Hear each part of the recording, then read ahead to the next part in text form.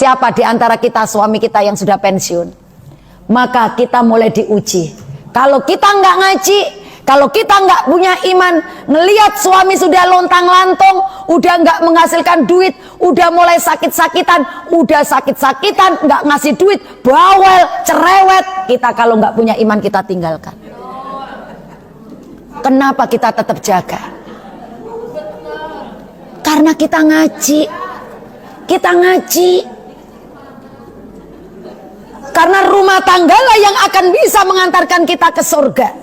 Ketika kita berjanji di depan para KUA 40 tahun yang lalu, 45 tahun yang lalu berjanji dalam melaksanakan ijab kabul akad nikah, Allah menyertakan semua para malaikat baris di dalam pernikahan itu. Kita sebut misaqon ghalidho, perjanjian yang berat.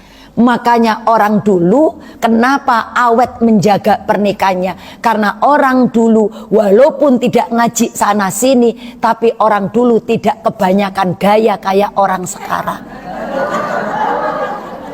Sehingga orang dulu walaupun makannya susah, nggak pernah dimasukin dalam kategori persoalan. Walaupun dia terlalu sakitin suaminya, tidak akan masuk dalam kategori persoalan rumah tangga. Ini Bu, rumah tangga sekarang yang bukan model kita, anak-anak kita, itu sedikit ekonominya merosot, sudah kata cerai itu bisa dilontarkan. Ini maka peran wanita dalam rumah tangga, pertama kita itu menjadi istri. Istri itu wajib punya harga mati, harus setia. Kesetiaan istri itu didapat kalau kita wanita soleha. Dalam surat An-Nisa ayat 34, ibu apal, siapa sih wanita soleha? Jadi istri itu perannya menjaga kesetiaan. Dan kesetiaan itu yang telah diajarkan oleh Allah dan Rasulnya, sehingga dengan setia itu keluarganya Rasulullah dengan beristri Khadijah binti Khuwailid, kemudian beristri dengan Aisyah, dan Rasulullah pun tidak pernah yang namanya membentak perempuan, apalagi istrinya, pembantunya aja nggak pernah dibentak. Nah, kita pun sebagai istri menjaga kesetiaan itu, maka kita wajib berbalut kesolehan kita sebagai seorang wanita. Solehnya wanita itu diantaranya dituangkan oleh Allah dalam Al-Quran surat An-Nisa ayat 34, fassolihatu qonitatun hafidhatun lil ghaibi bima hafidhallah. Siapa sih wanita soleha? Yang qonitatun, taatnya kepada Allah sudah mendarah daging dengan istiqomah, ditambah ketaatannya kepada Allah, tidak hanya menjalankan ibadah wajib tapi ibadah sunnah. Itu qonitatun. Jadi qonitatun itu tidak akan sholat subuh sebelum qobliyah. Qonitatun itu habis sholat subuh nggak akan berhenti, terus wirid dzikir.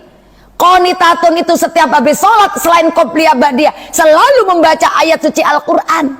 Qonitatun itu senang baca sholawat. Qonitatun itu senang sholat sunat duha. Qonitatun itu selalu menegakkan sholat sunat malam.